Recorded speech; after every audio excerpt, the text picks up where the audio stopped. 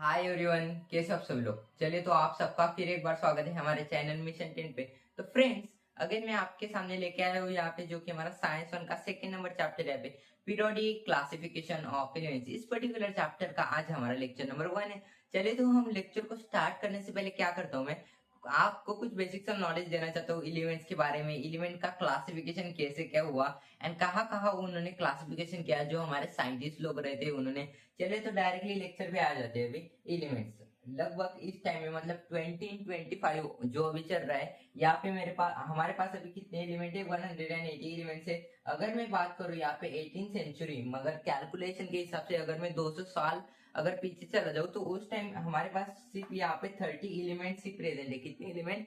सिर्फ 30 elements present है। लेकिन आज के टाइम कितने? 180 एलिमेंट्स। ध्यान रखना, फिलिंग द ब्लैंक्स में पूछ सकता है कि बताओ कितने एलिमेंट्स आज के टाइम में प्रेजेंट है। 180 एलिमेंट सिंपल से प्रेजेंट है। एंड 18th सेंचुरी मतलब पीछे जब मैं चला जाता हूँ तो मेरे पास उस टाइम सिर्फ 30 एलिमेंट्स ही थे। ये था कुछ बेसिक सा नॉलेज। अभी क्या जाते हैं एलिमेंट्स का क्लासिफिकेशन। क्लासिफिकेशन ये वर्ड तो आपने सुना होगा, लेकिन क्लासिफिकेशन का एग्जैक्ट मीनिंग समझते हैं। मैं एग्जांपल देता हूँ हमारे क्लास का ही।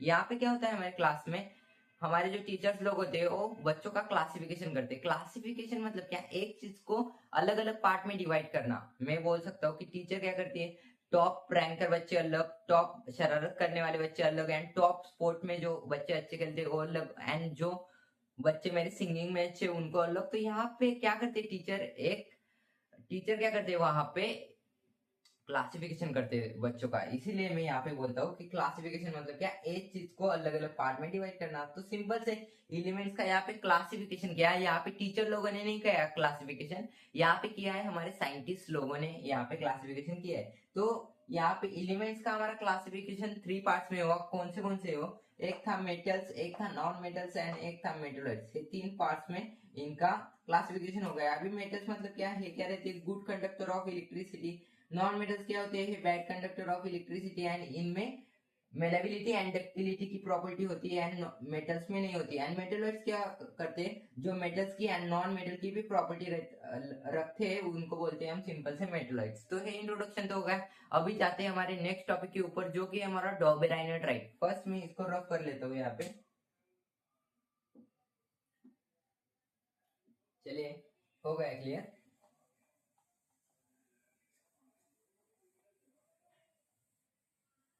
चलिए,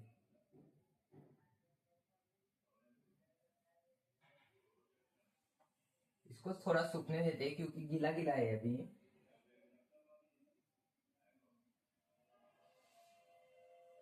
चलिए फर्स्ट एक बार इसको पूछ लेते हैं।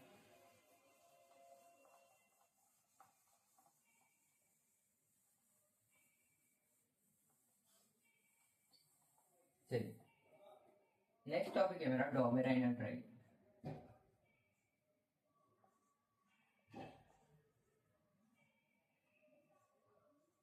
डॉबेराइनर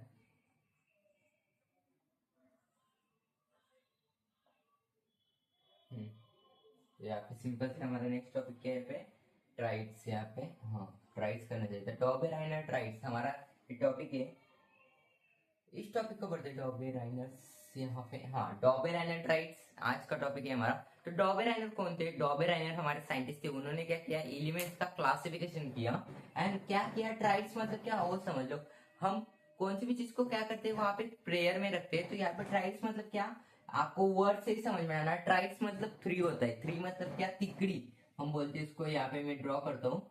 ट्राइड्स मतलब यहाँ पे होते हैं तिकड़ी। क्या? ट्राइड्स मतलब तिकड़ी, तिकड़ी होती है यहाँ पे। तो सिंपल से क्या किया, डॉबेराइनर ट्राइड्स नाम के जो डॉबेराइनर नाम के जो साइंटिस्ट थे उन्होंने क्या किया, सिंपल से एलिमेंट्स जो रहते हैं हमारे उनकी तिकड़ी की वहां पे। मतलब 3 एलिमेंट्स यहाँ पे एंड 3 एलिमेंट्स वहां पे एंड 3 एलिमेंट्स वहां पे। तो ऐसे उनकी कैटेगरी तैयार कर दी एंड सिंपल से उनको एक प्रॉपर तरीके से अरेंज कर दिया हमारे पीरियोडिक टेबल में। किसमें? पीरियोडिक टेबल में। पढ़ेंगे हम अगले लेक्चर में पीरियोडिक टेबल क्या होता है, कौन से साइंटिस्ट आए, क्या क्या डीमेरिट्स निकले, वो देखेंगे हम लेक्चर नंबर 2 में। तो सिंपल से यहाँ पे ये साइंटिस्ट जो थे उन्होंने एलिमेंट्स की तिकड़ी बनाई। यहाँ पे क्या किया उन्होंने, क्या किया? तिकड़ी बनाई, लेकिन क्या कहाँ पे बनाई, किसके हिसाब से बनाई इन्होंने? एटॉमिक। यहाँ पे एलिमेंट्स की तिकड़ी एटॉमिक मास के हिसाब से। एटॉमिक मास, एटॉमिक मास क्या होता है हमने पढ़ा है, मास क्या होता है number of protons plus number of neutron, यही क्या होता है हमारा मास होता है। तो एटॉमिक मास के हिसाब से अभी मेरा कौन सा भी एलिमेंट ले रहा हो तो उनका क्या रहता है, एक प्रॉपर वहां पे मास रहता है। मास के इंक्रीजिंग, याद रखना मैं क्या बोल रहा हूँ, इंक्रीजिंग ऑर्डर, एटॉमिक मास के इंक्रीजिंग ऑर्डर से उन्होंने सिंपल से एलिमेंट्स को यहाँ पे अरेंज किया। तो ये तो हो गया यहाँ पे इनका। एंड यहाँ पे क्या किया, अभी मैं ले लेता हूँ यहाँ पे HENELI। तो यहाँ पे इसका एटॉमिक मास अगर 1 होगा, इसका 2 होगा तो 3, यहाँ पे इंक्रीज हो रहे ना मेरे नंबर, इसीलिए इंक्रीजिंग ऑर्डर से इंक्रीजिंग एटॉमिक मास के नंबर के इंक्रीजिंग ऑर्डर एटॉमिक मास के हिसाब से इन्होंने एलिमेंट को सिंपल से अरेंज किया। तो यहाँ पे मैं बोल सकता हूँ यहाँ पे मेरे नंबर क्या कर रहे हैं, सिंपल से बढ़ रहे हैं। एंड यहाँ पे इन्होंने एक फॉर्मूला भी बनाया एटॉमिक मास फाइंड करने का। फॉर्मूला क्या है देखते हैं यहाँ पे, इनका एक फॉर्मूला है, यहाँ पे लिखता हूँ मैं फॉर्मूला जो हमारे साइंटिस्ट ने बनाया। ओके, समझ लो मेरे पास यहाँ पे 3 एलिमेंट्स है, एक बी ए एलिमेंट है, एक बी एलिमेंट है एंड एक मेरा सी एलिमेंट है। यहाँ पे 3 एलिमेंट्स एग्जाम्पल के तौर पर मैंने ले लिया। अभी मैं क्या करता हूँ यहाँ पे ए प्लस सी करता हूँ, ए प्लस सी करता हूँ, इसको अगर डिवाइडेड बाई 2 कर दूंगा तो इसका जो मेरा कैलकुलेशन आएगा वो किसके बराबर आएगा, यहाँ पे बी के बराबर आएगा। किसके बराबर आएगा, बी के बराबर आएगा। तो सिंपल से ये फॉर्मूला है। यहाँ पे इन्होंने एक वहां पे टेबल भी बनाया है। तो चलिए यहाँ पे टेबल देखते हैं हम इनका, कैसे क्या उन्होंने एलिमेंट्स का जो एटॉमिक नंबर है उनका कैलकुलेशन सेम सेम यहाँ पे ले आए। मतलब इन दोनों का प्लस करूंगा एंड डिवाइडेड बाय 2 करूंगा तो इसका कैलकुलेशन किसके अप्रोक्सीमेट आएगा, यहाँ पे सिंपल से बीच वाले एलिमेंट्स के बराबर आएगा। तो सिंपल से मैं रफ करता हूँ, डायरेक्टली टेबल के ऊपर आपको ले चलता हूँ। तो फर्स्ट इसको रफ कर लेते हैं। चलिए हो गया क्लियर है।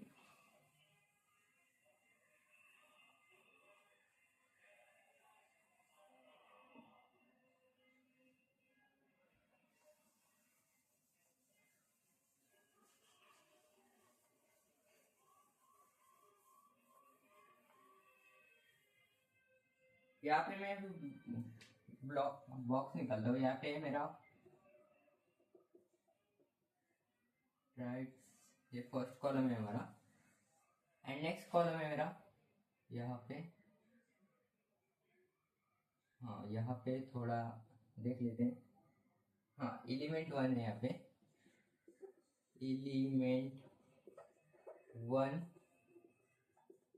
एक्चुअल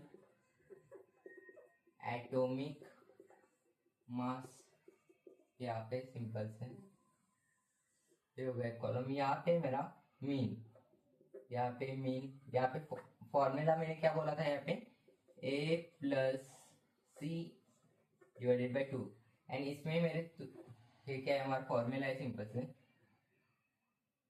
यहाँ पे चाहिए था हमारा कॉलम, सॉरी यहाँ पे चाहिए था हमारा एलिमेंट 2, यहाँ पे ऊपर, ये नीचे कर लेते थोड़ा। चलिए यहाँ पे मेरा एलिमेंट 3 है first, element sorry element 2 and यहाँ पे हमारा mean, mean is equal to a plus C divided by 2 is equal to b आ जाएगा मेरा, ये हो गया। एंड इसमें ही मेरा और एक कॉलम है, इसमें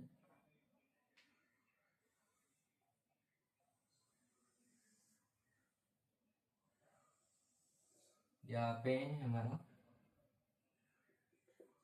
एक्चुअल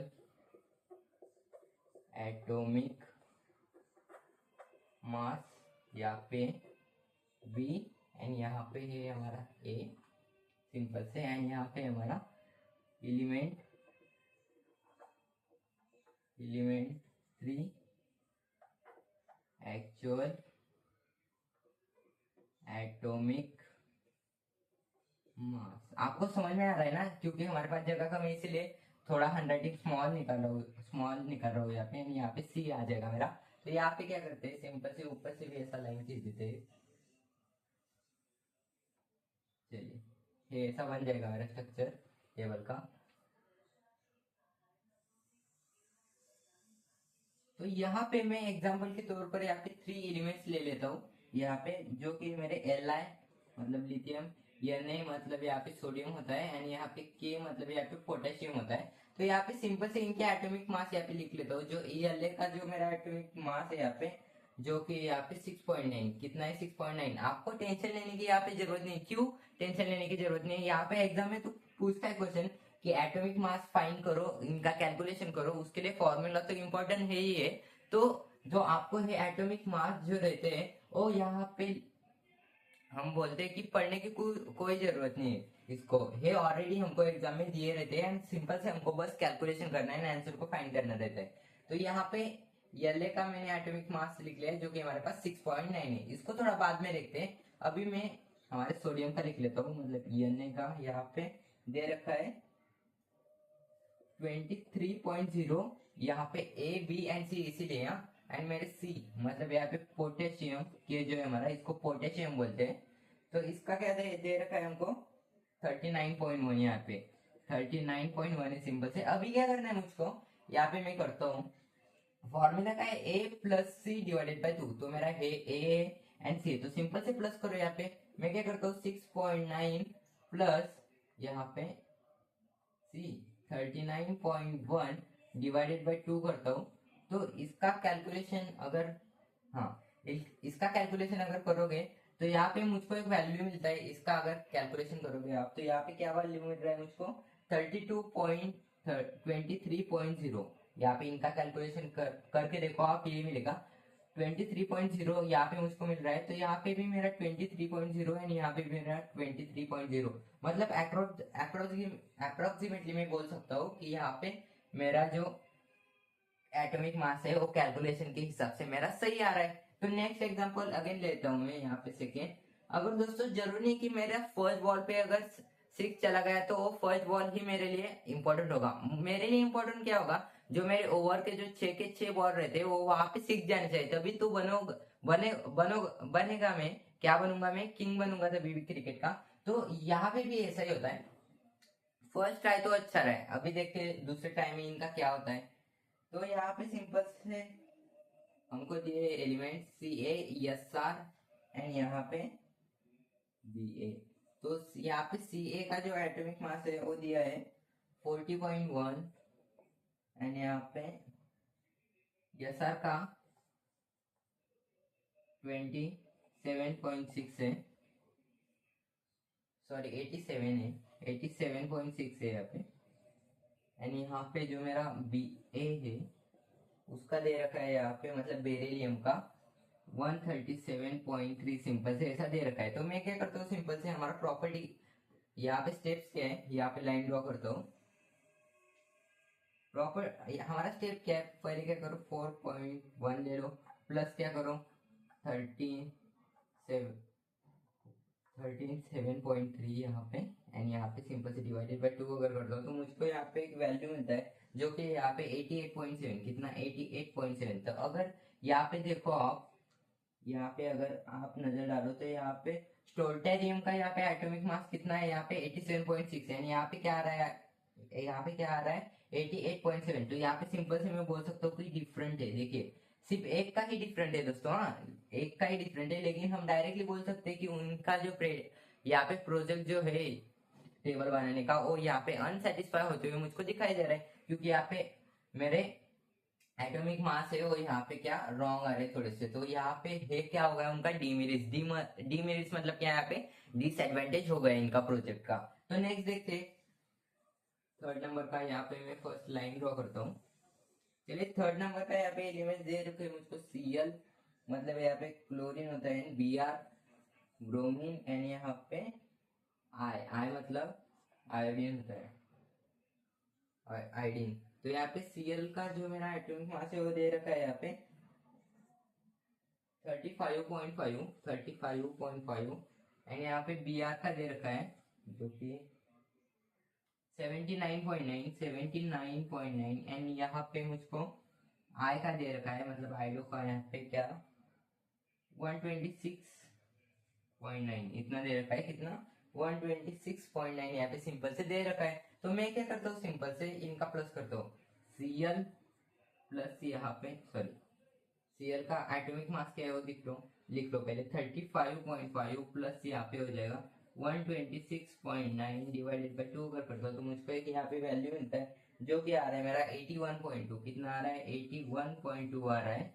तो यहाँ पे आप देखिए, यहाँ पे भी 79.9 है एंड यहाँ पे 81.2 है। तो सिंपल से यहाँ पे भी मेरा डिफरेंट डिफरेंट एटॉमिक मास जो है यहाँ पे आ रहा है। तो सिंपल से यहाँ पे मैं बोल सकता हूँ, जो हमारे साइंटिस्ट थे, कौन से डॉबेराइनर नाम के जो साइंटिस्ट थे, उन्होंने उनका प्रोजेक्ट यहाँ पे अनसेटिस्फाई होते हुए दिखाई दे रहा है, क्योंकि हमारे एटॉमिक मास ही थोड़ा झोलझाल कर रहे हैं यहाँ पे। तो सिंपल से हम बोल सकते हैं कि ये भी यहाँ पे एक पर्टिकुलर पीरियोडिक टेबल बनाने के लिए यहाँ पे जो हमारे साइंटिस्ट थे वो यहाँ पे कामयाब नहीं हो सके। तो ये कामयाब नहीं हो गए तो अगेन हमारे नेक्स्ट साइंटिस्ट आएंगे, अच्छे अच्छे साइंटिस्ट आएंगे एंड वो क्या बोलेंगे, तूने नहीं डिस्कवर किया तो चल मैं डिस्कवर कर देता हूँ। तो वैसे ही हमारे साइंटिस्ट आए। तो अगले लेक्चर में वो साइंटिस्ट भी हम पढ़ेंगे, वो कौन कौन थे एंड उन्होंने क्या क्या किया।